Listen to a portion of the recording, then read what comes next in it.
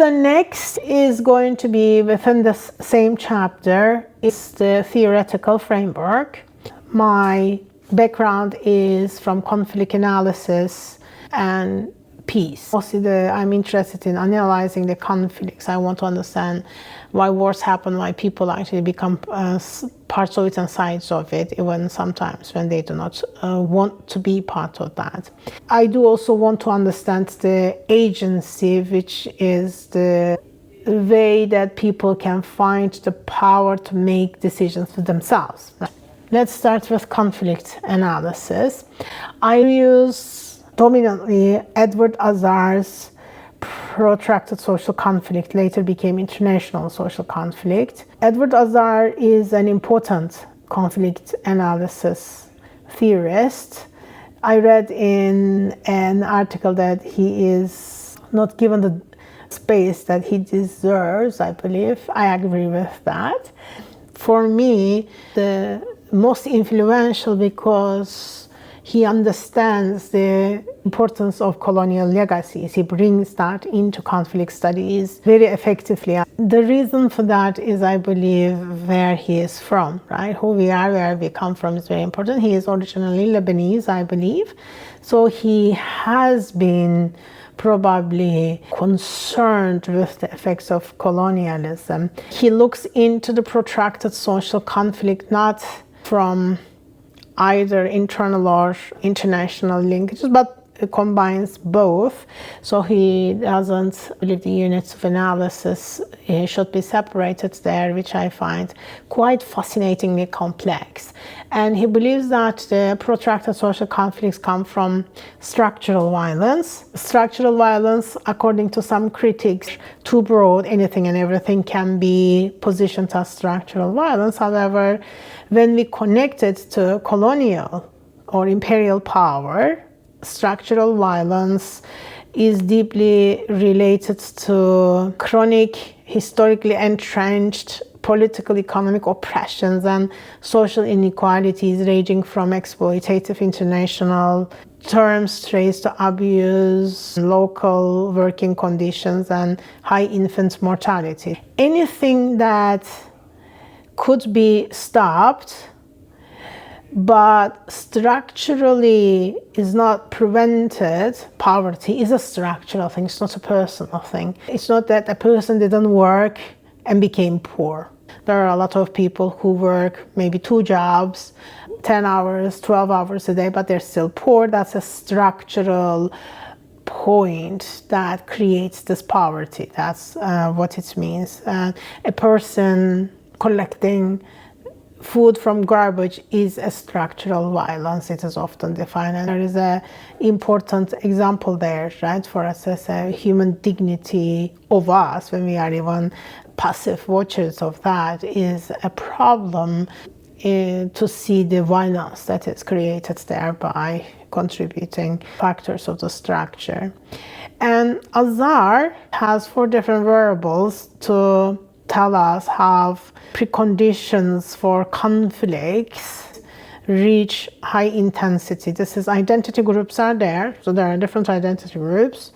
There are deprivation of basic needs. And then the moment you have basic needs met groups and unmet groups, here you do already have the structured design for conflict happening. The state, he means the post-Westphalian state, which is important that he sees it as a responsible party to have in terms of that lacks the ability to provide basic needs to these identity groups, right? Because it is the state's job. And the international linkages are, of course, coming from the colonial histories as well. There is a huge dependency of certain countries to others within the international system. Coming from that, Azar looks into how all of these are happening in the society. And I do add there the micro level, meso level, and micro level effects, because in micro level this is the interaction within the society in everyday ways. You do see some are recognized, some are discriminated. There is lots of prejudice in the individual level.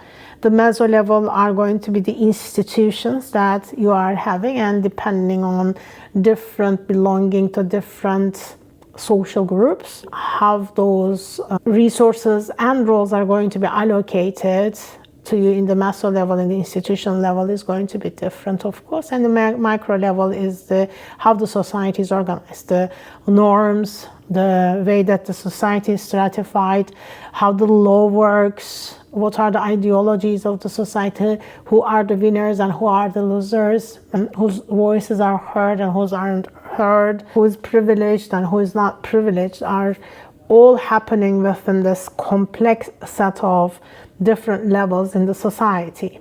And those groups having these tensions are all strongly tied into state, and the state is tied into the colonial legacies and continuing imperial, of course, political projects, which Azar is quite effectively telling you about. A little bit of details about temporal connection of protracted social conflict of Azar.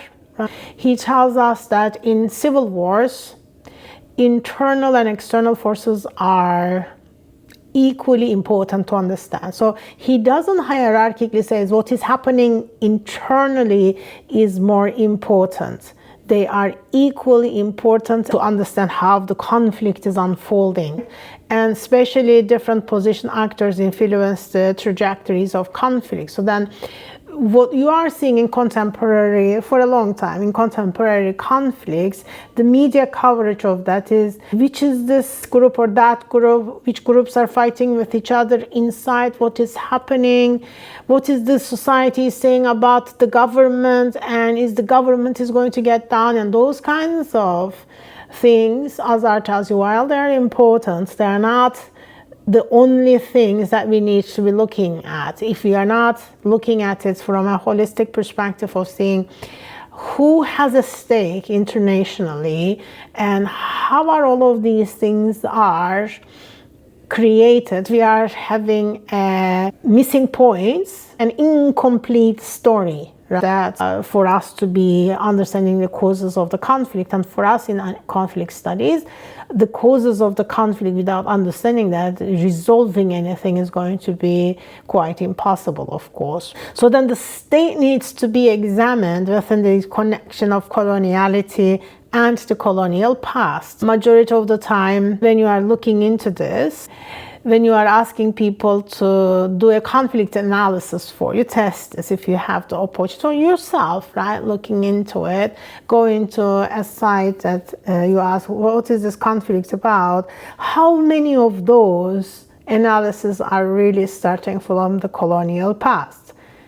It probably mostly starts from the independence movement, as if this is only about these two groups of people, which Azar, reading Azar extensively, is going to be challenging that idea. Why? Because the internal groups compete to hold the state power. Of course they do. We're not seeing that, we're not skipping that, but their past history influenced that positionality. So then if they were given importance in the colonial times or privileges, or they are created certain different cleavages, that's going to be continue after the independence period as well. And if a certain group is supported by the colonial powers to hold the society's political power, they will continue to be supported from outside, and that changes the balance, the relations quite in considerable ways.